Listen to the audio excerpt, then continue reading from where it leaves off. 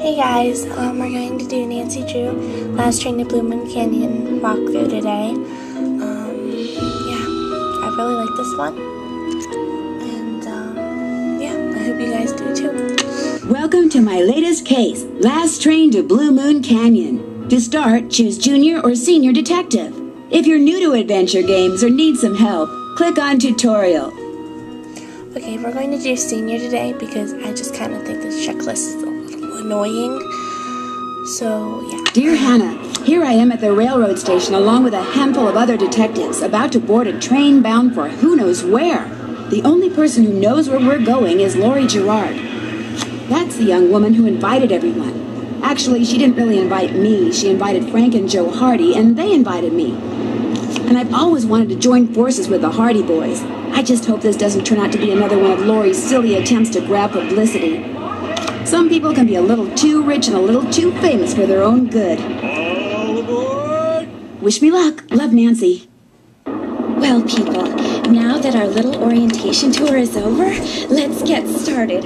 Okay, I, again, am Lori Gerard, and the first thing I want to do is thank you all for coming. John Gray, I am so thrilled that you're taking time out from that TV show of yours to do some ghost hunting here with us. I mean, Ghost Chasers is like the best cable show ever. And Charleena Purcel, I cannot tell you how much I adore those romance novels you write. Your characters just seem so real. And all that stuff you know about the Old West, you are just awesome. And Tino Balducci, only the most famous police detective in the country. And then there's Frank and Joe Hardy. They're amateur detectives. My dad and their dad are old friends. And you must be the other amateur detective, their friend, Natalie? Nancy Drew. Nancy. Whatever. All right. I'll bet you're wondering where we're going. Well, we're going to Copper Gorge, Colorado. Why?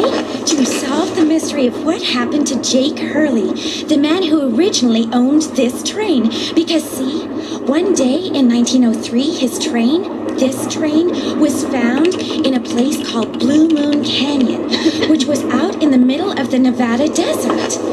Only the engineer was on board, and he was dead. As for Jake Hurley, he had disappeared from the face of the earth. Oh, and two more things. Before he disappeared, Jake was rumored to have found the richest gold mine in the world. And the train he owned, this train, his wife Camille died on it while they were going to the gold fields. It was rumored to be haunted.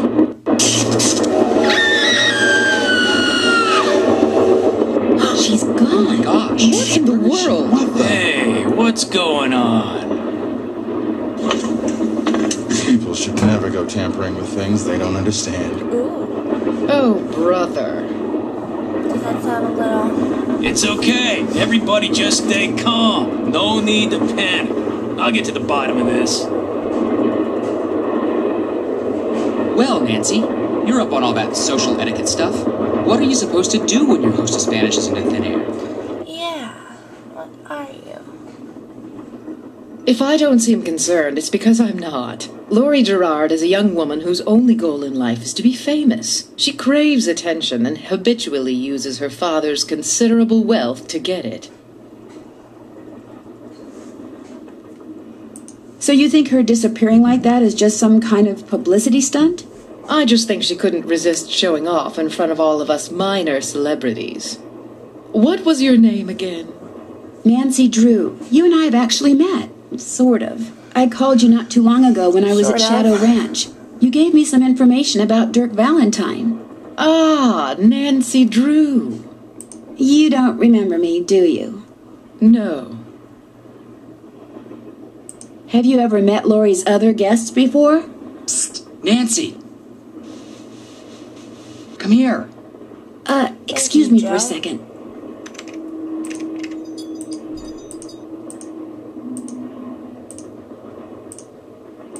Hey, Nance. Where have you two been? I followed Tino Balducci. And I went after John Gray. He went straight to the room in the car that used to be Camille's and didn't come out again. I could hear all these weird noises coming from inside.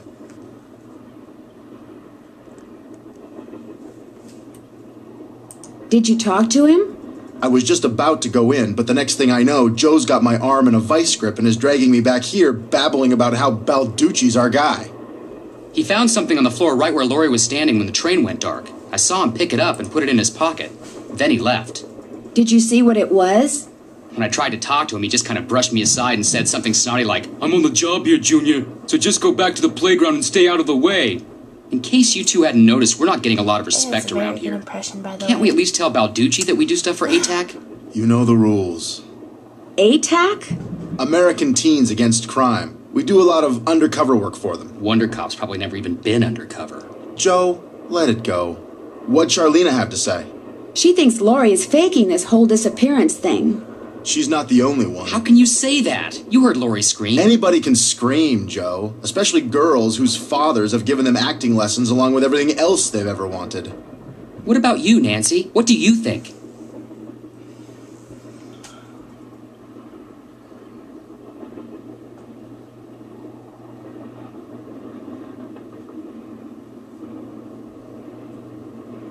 I kind of agree with you. You've got to be kidding.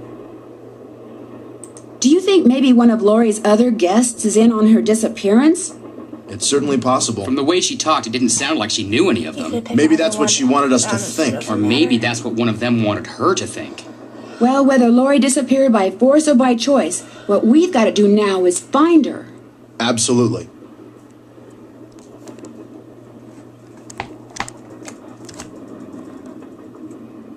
Has anyone talked to the engineer? Not that I know of. Then I'm going to head up front and tell him what's happened. Maybe he knows something we don't. Good idea. In the meantime, we'll take another look around in here. Great. Catch you later. Now we have to go talk to the very rude engineer. Engineer, what do you want? Hello, I'm one of the passengers, and I just thought you should know that Laurie Gerard has disappeared. So? I just thought you might want to call the police or something. Hey, all I know is I take orders from Miss Gerard, okay? Right now my orders are to get this train to Copper Gorge non-stop. And until Miss Gerard tells me otherwise, that's what I'm gonna do. Shouldn't you at least call the authorities? It'll be my pleasure, just as soon as Miss Gerard orders me to. But- Now, if you'll excuse me, I got me a train to run. So, I'm probably going to go over A square and a duck. So we want to notice our squared duck thing. And now let's go finish our conversation Yes? with Charleena. What are you working on? I'm writing my next book. I'm on a deadline, so until I write those two most wonderful of all three-letter words, the end. Everywhere I go, my laptop goes, and every chance I get, I write. What else do you know about Jake Hurley? You know, the man who originally owned this train? Wealthy, imaginative, adventurous, stubborn, egocentric, and most importantly, he was smitten at the age of 35 by a young French woman named Camille Boulet, who died about a year after they were married. When did he buy this train? Sometime in the 1870s, he decided to seek his fortune out west, so he had this train custom built so that he, and some years later his wife, could traverse the mountains and plains in relative comfort. So he went west and became a miner? All anyone knows for sure is that years after Camille's death, he showed up in Denver with a pouch full of gold nuggets and semi-precious stones, which he used to purchase mining supplies. He refused to say how he'd come by them, which of course led to speculation that he had found a fantastically rich vein somewhere. Although to this day, its existence remains unsubstantiated and its location quite unknown. Why do you think Laurie invited you on this trip? No doubt because I'm such an authority on life in the Old West, and because I'm so good at using old information to unearth new information. My knack for research is, well, it's a gift. I'll touch bases with you later. All right, then. Alright, now let's go talk to John Gray. And by the way, here's the sleeping car. This must have been the sleeping car. Thank you, Nancy.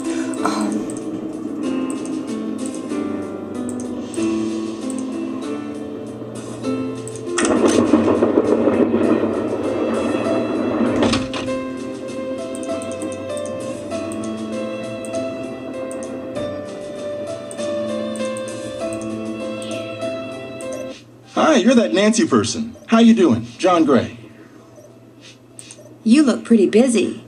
Right now I'm taking time-lapse electromagnetic readings and recording background noise. This was Camille's private car. If she had something to do with Lori's disappearance, analyzing these readings may give me a clue as to Lori's whereabouts.